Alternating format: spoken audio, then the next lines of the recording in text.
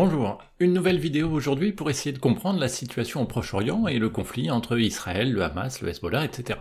Alors, je précise que j'ai déjà fait une vidéo sur le sujet en détaillant davantage les aspects historiques pour le programme d'HGSP de Terminal sur le Moyen-Orient, conflits régionaux et tentatives de paix. Je vous mets le lien en description ou en haut de l'écran, allez la regarder, ça peut pas vous faire de mal. Deuxième précision, la situation au Moyen-Orient est extrêmement compliquée. Elle implique plein de facteurs, plein d'acteurs différents sur plusieurs dizaines, voire centaines d'années. Alors, bien évidemment, je ne peux pas tout expliquer de manière détaillée en moins de 5 minutes. Il va y avoir des simplifications. L'objectif, c'est juste de vous donner une première vision ou une première compréhension globale de ce qui se passe. Ceci étant dit, regardons donc maintenant la situation d'Israël et de ses voisins au début du XXIe siècle, plus particulièrement à partir de 2007.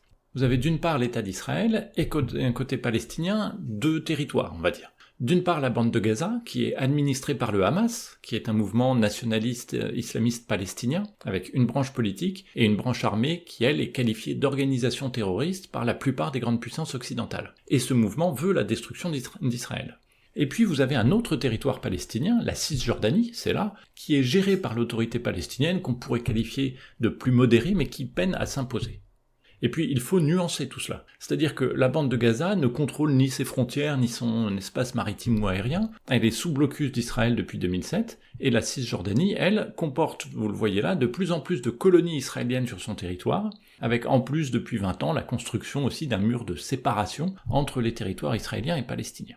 Côté voisinage maintenant, vous vous souvenez, on l'avait vu dans l'autre vidéo, que l'ensemble des pays arabes soutenaient la cause palestinienne à l'origine, ou en tout cas étaient hostiles à l'existence d'Israël. Et ils l'ont combattu plusieurs fois, c'était les guerres israélo-arabes. Jusqu'à récemment, seule l'Égypte en 1979 et la Jordanie en 1994 avaient signé la paix avec Israël. Mais en 2020, les Émirats arabes unis, le Bahreïn, puis le Soudan et le Maroc normalisent, comme on dit, leurs relations avec Israël. C'est ce qu'on a appelé les accords d'Abraham. Et en 2022, c'est le Liban qui signe un accord sur la frontière maritime avec Israël, reconnaissant donc l'existence de ce dernier, et c'est un signe d'apaisement. Et il était même question ces dernières années que l'Arabie Saoudite aussi, la grande puissance régionale, soit sur le point de conclure un accord avec Israël.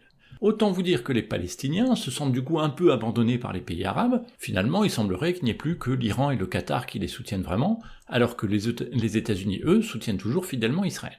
Alors là, il faut faire un petit détour par l'équilibre régional pour comprendre la suite. La religion majoritaire au Moyen-Orient est l'islam, mais les musulmans sont divisés, pour faire simple, en deux grands courants, les chiites et les sunnites. Les sunnites sont les plus nombreux, et l'Arabie Saoudite est un peu leur chef de file, puisque c'est en Arabie Saoudite qu'on trouve les lieux saints, à commencer par la Mecque. Les chiites, eux, ont pour leader l'Iran, où ils sont majoritaires depuis la révolution islamique de 1979, et puis ils sont présents aussi en Irak, en Syrie, au Liban, au Yémen notamment. Et c'est pour cela que l'Iran finance le Hamas à Gaza, les rebelles houthis au Yémen et le Hezbollah au sud Liban. D'ailleurs, le Hezbollah a été créé avec l'aide de l'Iran au début des années 80, quand Israël avait envahi le sud Liban pour essayer d'en déloger l'OLP, l'Organisation de libération de la Palestine.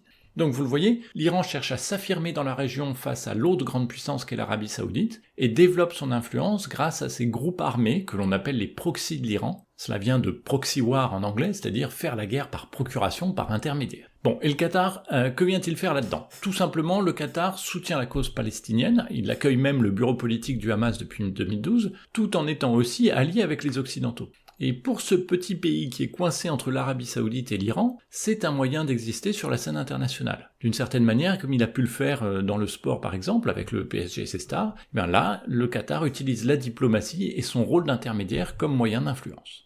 Du coup, si vous avez bien tout suivi, le reste ne devrait plus trop vous étonner. Le 7 octobre 2023 donc, le Hamas, à la surprise générale, parvient à franchir la frontière ultra sécurisée avec Israël et à commettre des massacres contre la population du sud d'Israël, faisant environ 1200 victimes à ce jour. Selon certains, comme le géopolitologue Frédéric Ancel, l'un des objectifs de ce massacre était aussi d'empêcher le rapprochement entre Israël et l'Arabie Saoudite. Et de fait, on connaît la réaction israélienne, l'invasion de la bande de Gaza et des bombardements intensifs, qui ont provoqué le déplacement de plus de 80% de la population du nord au sud de l'enclave, et à ce jour, on est début octobre 2024, on a un bilan humain qui est encore imprécis, mais qui fait état d'environ 40 000 morts palestiniens, 10 000 disparus, 100 000 blessés, et un mandat d'arrêt demandé par le procureur de la Cour pénale internationale contre le premier ministre israélien Benjamin Netanyahou et son ministre de la Défense pour crimes de guerre et crimes contre l'humanité.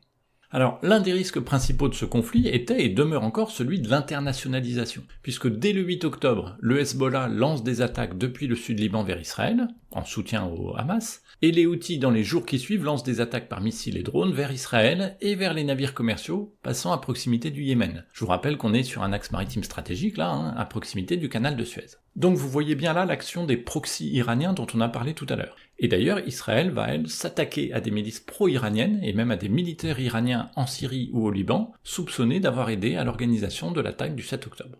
Ça provoquera en réaction l'envoi de plus de 200 drones ou missiles par l'Iran sur Israël en avril 2024, et puis de nouveau tout récemment le 1er octobre 2024, cette fois après l'attaque d'Israël contre les membres du Hezbollah au sud Liban, au moyen de beepers piégés et de talkie-walkie piégés aussi. Voilà donc où on en est aujourd'hui. Israël continue ses frappes à Gaza, au sud Liban, même sur Beyrouth, et a prévenu l'Iran qu'elle allait riposter par une attaque mortelle, précise et particulièrement surprenante, je cite les mots du ministre israélien de la Défense. On a donc un risque d'internationalisation du conflit qui est encore très présent, d'autant que la communauté internationale ne parvient pas à faire cesser les combats. Et ça pose aussi la question du rôle et de l'impact réel des grandes puissances, à commencer par les États-Unis, qui ne semblent pas réussir à imposer leur volonté à leur allié Israël. Et alors sur ce point, et sur celui du rôle de la Russie, de la Chine, etc., je vous conseille un article très intéressant de Pascal Boniface sur le site de l'IRIS, je vous mets le lien en description. Voilà, à défaut d'avoir pu tout dire, j'espère au moins qu'avec cette vidéo, vous arriverez un peu plus facilement à suivre et à comprendre la situation actuelle et à venir au Proche-Orient. Merci et à bientôt.